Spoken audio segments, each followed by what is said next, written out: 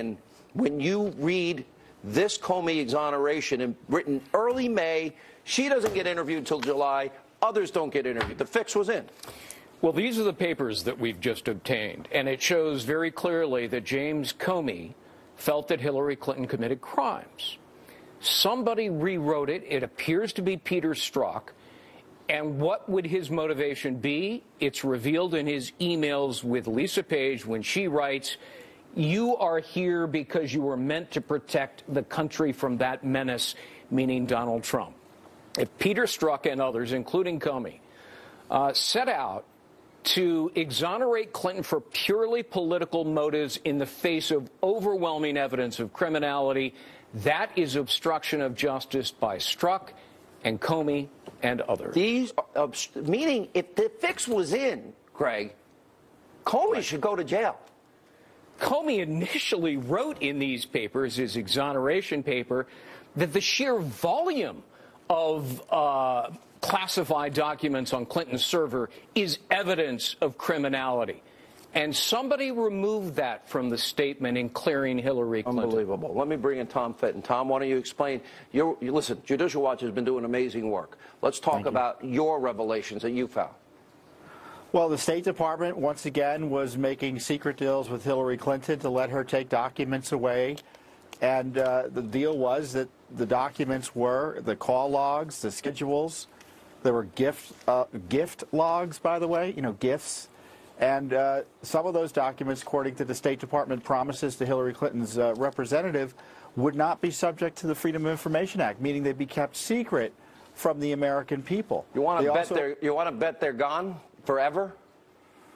Like everything else the Clintons do, the fix is in, then they destroy, servers, delete, break up. Who breaks up their BlackBerry except the Clintons? Well, maybe Debbie Wasserman Schultz. I don't know. But really, who does this? Unless you're hiding something. Right, and this State Department also let her walk away with those 60,000 emails, including classified information. And so it's no surprise they're hesitant to turn over the records to us, and we got to sue. And, unfortunately, we're facing battles with this Justice Department and this State Department over efforts to get all of her emails, over efforts to hold her accountable about the damage done to our national security as a result of putting classified information essentially on the internet equivalent of a park bench. I don't understand why it is we're battling this Justice Department. They're defending Hillary Clinton in court, Sean. It is worse than you even know, in the sense that I don't get Jeff Sessions. My patience, it's fried at this point. I don't know what's going on over there, but if we believe in our Constitution, we believe in equal justice under the law, they've got to step up here.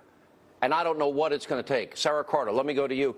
This is blockbuster. If we're talking about the Fourth Amendment, illegal search and seizure, you have talked to long-serving NSA legal officials and others, law enforcement, about the FBI's use of this NSA surveillance program, and that, in fact, it's being misused. Specifically, explain. Well, yeah, specifically what they do is they have the NSA has a surveillance program that's meant to capture everything on foreigners. But what they've done is they used it as a backdoor. The FBI uses it as a backdoor to do warrantless searches on Americans. And this is a huge problem. I mean, they've admitted to it. We know that Comey testified about this just before he was fired, and he adamantly stated that we never did anything illegal. But the problem is, when the FIS courts, when the Foreign Intelligence Surveillance courts took a look at this, they said, wait a minute, no, you mishandled this program, and you were actually using it as a backdoor without a warrant, and 1 out of 20 searches, upstream data searches, were done inappropriately, and they even said they think it was far greater than that. And the only reason why these intelligence officials and law enforcement officials, Sean, came forward is because they were so concerned after what happened with President Trump and his team, particularly the unmasking and the revelations that people on Obama's administration had requested all of this information. They thought it was important that this be exposed. As you listen to this, all of this as a lawyer, and, it's sort of like we have been on this program with the help of you, John Solomon, Sarah Carter, Tom Fitton. There's a small group of us unpeeling layer of this onion, and I see a big house of cards that is about to come collapsing in, because now we're getting to the raw part of this, which is there is a deep state. Laws are being broken. The things we've been saying about weaponizing the intelligence community and corrupt people at the highest levels. Including a top Department of Justice official who was removed for concealing his meetings with Fusion GPS, the dossier. Bruce Orr and his wife, who did the op research against Trump for Fusion GPS. If the FBI and the Department of Justice used a phony dossier in their affidavit in support of a warrant to spy on Trump associates, wiretapping them, that's a fraud on the court. That's a crime. You can't use dubious information in support of a federal court order. You watched as I did the hearings yesterday. We saw a very passionate Trey Gowdy, a very passionate Jim Jordan. And I'm sitting there, and it's everything we have all been unfolding. And I said to my audience, this should have sounded familiar, because this is what we've been covering. How close do you think we are to now getting to the truth, and who's in trouble tonight? Well, I think Congress is going to demand the truth and begin holding people in contempt of Congress if they continue to defy Hillary Clinton, should she be worried tonight? Oh, Clinton should be very, very worried tonight. Should Uma Abedin be worried? Yes. Cheryl Mills? Yes. James Comey? Yes. Robert Mueller? Robert Mueller, it's hard to say, because he does have a distinguished record. However, the people he put on this special counsel team. Is it not clear that by now he has an agenda? Clear bias. Rosenstein, is he in trouble? Oh, yes. He's conflicted out of this case. He refuses to Andrew do so. McCabe? He's in big trouble. Sarah, you know all the players. You know all the information. You're covering all of these on many fronts. We haven't even mentioned Uranium One in any detail, but that's about to blow up in a big way. Who's in trouble tonight? Who should be worried tonight based on what we now know? Well, what we now know, I think Deputy Director Andrew McCabe is going to be in big trouble. I know that Congress is looking at him now. They probably are going to try to get his text messages or subpoena documents that what he's been involved in from the FBI. I think. How about Comey? Let's go through the list. Comey. Yeah, I think Comey's in trouble. I think looking at this, they're definitely going to question him and ask him, why did you change this? Yes, I believe Hillary so Clinton? too.